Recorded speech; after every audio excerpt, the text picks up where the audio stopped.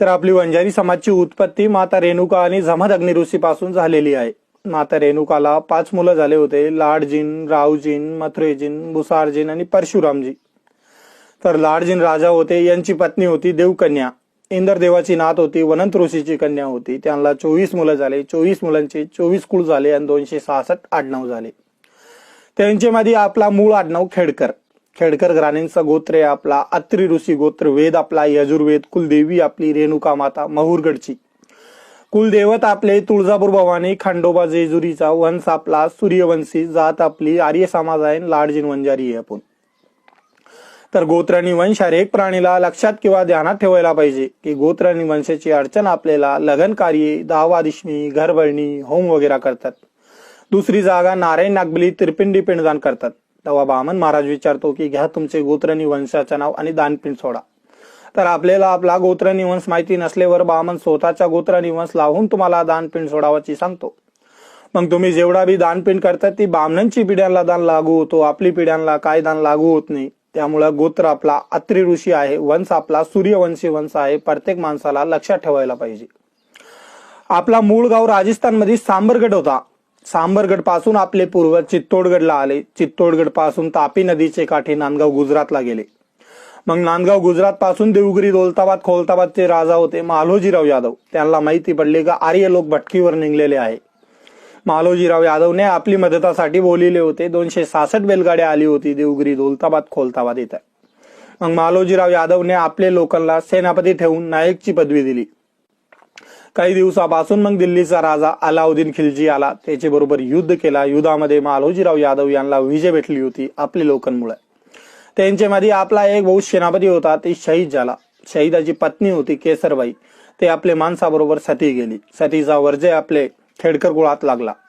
त्या दिवसापासून आपले खेडकर कुळामध्ये वड, पिंपळ, उमराचा झाड कापत नाही, जाळत नाही. बाया लोकांनी काळा निळा वस्त्र वापरतात नाही. काळी निळी बांगड्या घालत नाही.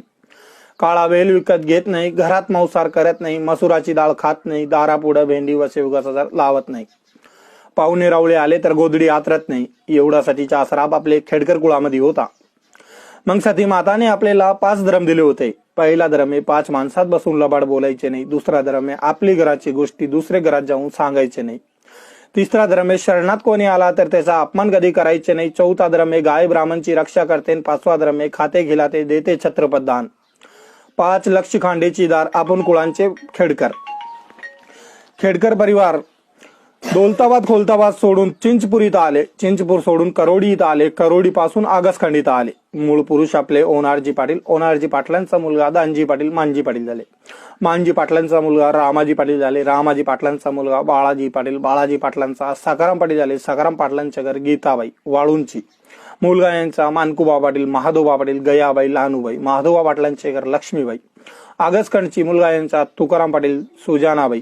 तुकाराम पाटलांचे घर गंगूबाई. आगसखंडची मुलगा यांचा दगडूबा पाटील, किशनराव पाटील, राघूबाई, राघुबा, यशवंतराव, नानाबाई आणि शेऊबाई.